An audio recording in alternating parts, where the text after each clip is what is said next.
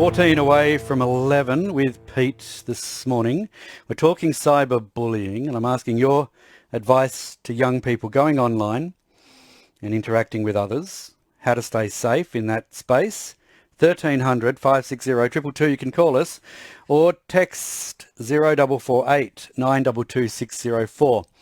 And this is pertinent too because it's school holidays at the moment. School holidays come in different forms. Sometimes you throw work out the window, pack up the car, hit the road, go somewhere fun, and good times ensue. Or you stay home, and that's where perhaps that challenge comes into play, getting kids off the screens and doing something else outside. But when they are on those screens, and I know they are on those screens, and I know it's impossible to keep them off those screens, perhaps. Are you aware of your child's online safety? So in today's paper, the West, the eSafety Commissioner says the number of complaints from children is concerning and continues to grow. In 2019, eSafety received a little more than 200 complaints from children aged 8 to 13.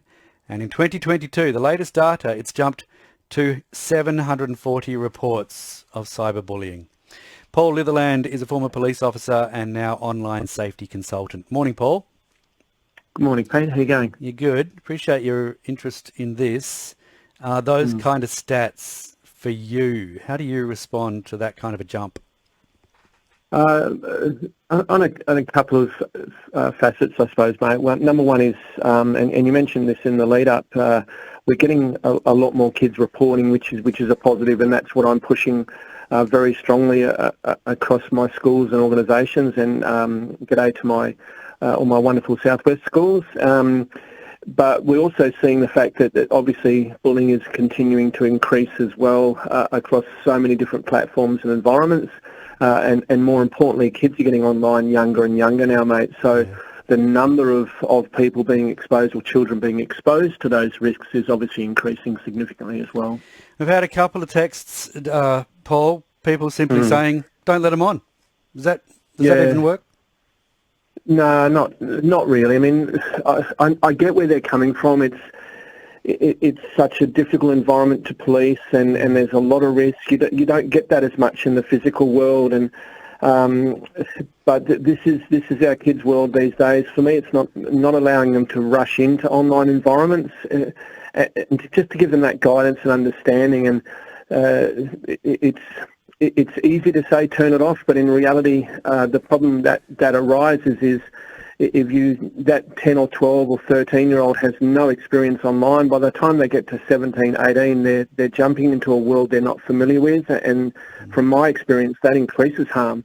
So it's about guidance and getting them to walk before they run, if that makes sense, mate. It does. Can you give us more of an insight into what is happening there? When we talk about cyberbullying, is it bullying? Is it just kids being nasty? We did have one texter saying, look, in my day, sticks and stones. It doesn't matter. Yeah, and we're seeing it across different facets. Yes, peers and mates are being quite mean and inappropriate to each other. You've got kids in gaming environments who are playing with randoms or people they don't know, and those people are being very abusive and critical. And you're also seeing a number of kids who are in environments where they're not supposed to be, adult environments. So that experience is significantly different to us when we were kids, mate. And I get resilience, and I've been now dealing with children or mentoring children and teenagers for over 20 years, 25 years, and kids have changed. Yes, they have, but one thing we need to consider as adults who may not be familiar with these environments is when you and I got bullied at school, if that happened, Pete, the siren went, it was over. Whereas online, they're getting it from so many different avenues and aspects and people, so that ability to get away from it is so much more difficult. It's an ongoing concern, of course, Paul. We're not going to solve it this morning, but one bit of advice is there that you would pass on to parents, I suppose, listening to this and getting some concern? Big advice for me is just to try to regulate as much as you can what your children are using. Get to know what they're using. Get into their world. Communicate with them, because the more we do that, the higher possibility of our children when things go wrong to actually communicate with us. And just quickly, mate, I mean, during my 6 years at Tech Crime, I dealt with over 250 investigations where children were the victims of online crime, and I'd go as far as to say out of 90% of those cases, those children had parents who took no involvement in their child's online world. They gave them unfettered access to the internet in bedrooms, bathrooms, and there was no real moderation or knowledge.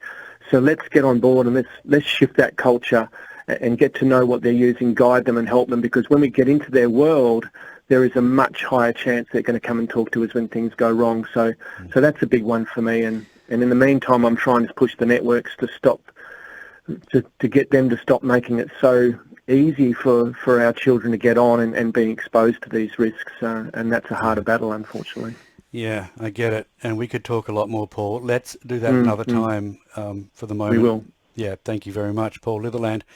With the police force for many years and now an online safety consultant, taking a look specifically this morning there about on cyberbullying.